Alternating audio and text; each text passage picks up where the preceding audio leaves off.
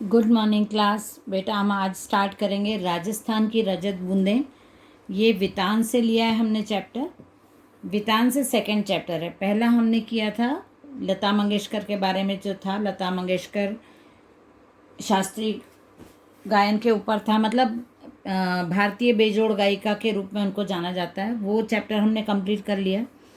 आज हम राजस्थान की रजत बूंदें, ये अनुपम मिश्र के बारे में है।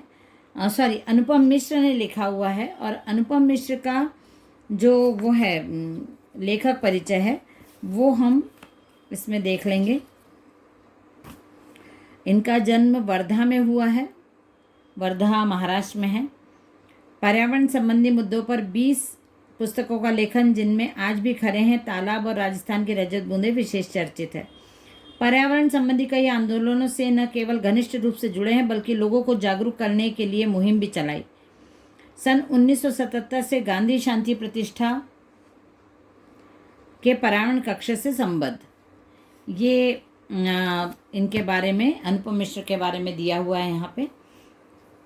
और राजस्थान, जैसा हम सब जानते हैं कि पानी कम है राजस्थान में और बहुत ज़्यादा सूखे की स्थिति रहती है वहाँ पर। तो रजत बूंदें मतलब जो वहाँ पर बारिश होती है उसको रजत बूंद, मतलब चांदी से उसका उपमा की है, तुलना की है। पसीने में तरबतर चेलम वांजी कुएं के भीतर काम कर रहे हैं। कोई 30-35 हाथ गहरी खुदाई हो चुकी है। अब भीतर गर्मी बढ़ती ही जाएगी। कुएं का व्यास घेरा बहुत ही सकरा, कुएं मतलब वेल, कुआं। उखरू बैठे चेलमवाजी की पीठ और छाती से एक एक हाथ की दूरी पर मिट्टी है। उखरू मतलब दोनों पैर पर बैठना, दोनों पैर पंजे के ऊपर और बॉडी को ऐसे झुका के बैठना, उसको उखरू बैठना बोलते हैं।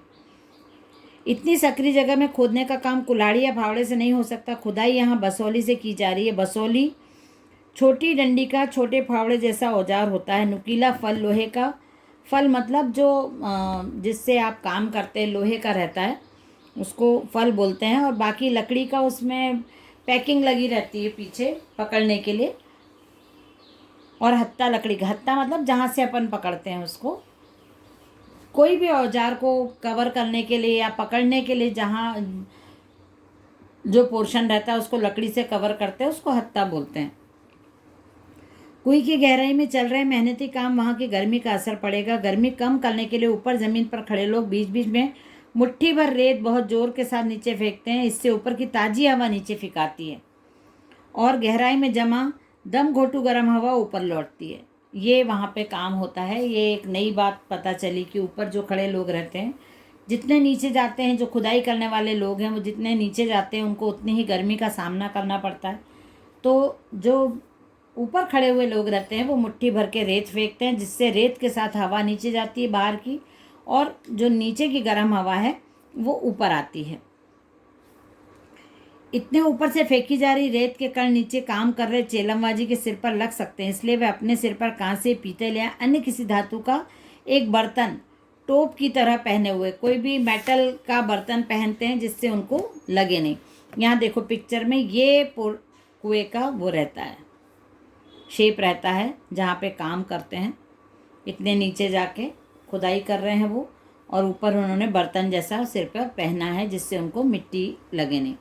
नीचे थोड़ी खुदाई हो जाने के बाद चेलमवाजी के पंजों के आसपास मलबा जमा हो गया है। ऊपर रस्सी से एक छोटा सा डोल या बाल्टी उतारी जाती है। देखो हमको दिख भी रही है बाल्टी, रस्सी के सहारे मिट्टी उसमें भर दी जाती है। पूरी सावधानी के साथ ऊपर खींचते समय भी बाल्टी में से कुछ रेत, कंकड़, पत्थर नीचे गिर सकते हैं। टोप इनसे भी चेलमवाजी का सिर बचाएगा। चेलमवाजी यानी चेजारो, कुएं की खुदाई और एक विशेष तरह की चिनाई करने वाले दक्षतम लोग। यह काम चेजा कहलाता है। चेजारो जिस कुएं को बना रहे हैं वह भी कोई साधारण ढांचा नहीं है। कुएं यानी बहुत ही छोटा सा कुआं। कुआं पुल्लिंग है, कुएं स्त्रीलिंग है। अब ये कुआं और कुएं में डिफरेंस देखो आप यहाँ पे। छोटा सा यह छोटी सी केवल व्यास में ही है। गहराई तो इस कुएं की कहीं से भी कम नहीं। राजस्थान में अलग अलग स्थानों पर एक विशेष कारण से कुइयों की गहराई कुछ कम ज़्यादा होती है।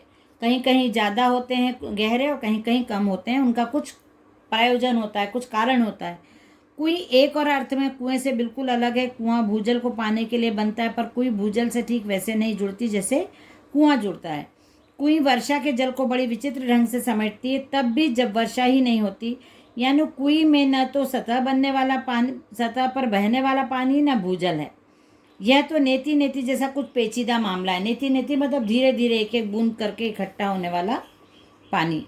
मरुभूमि में रेत का विस्तार और गहराई अथाह है। यहाँ वर्षा अधिक मात्रा में भी हो तो उसे भूमि में समा जाने में देर नहीं लगती, पर कहीं कहीं मरुभूमि में रेत की सतह के नीचे प्राय 10-15 हाथ से 50-60 हाथ नीचे खड़िया पत्थर की एक पट्टी चलती है। यह पट्टी जहाँ भी है काफ़ी लंबी चौड़ी है, पर रेत के नीचे दबे रहने के कारण ऊपर से दिखाई नहीं देती। ये देखो, ये प्रकृति की उदारता पर खड़ी कुई। ये यहाँ पे कुई है और इतने नीचे इसको खोदा जाता है। ऐसे क्षेत्रों में बड़े कुएं खोदते समय मिट्टी में हो रहे परिवर्तन से खड़िया पट्टी का पता चल जाता है।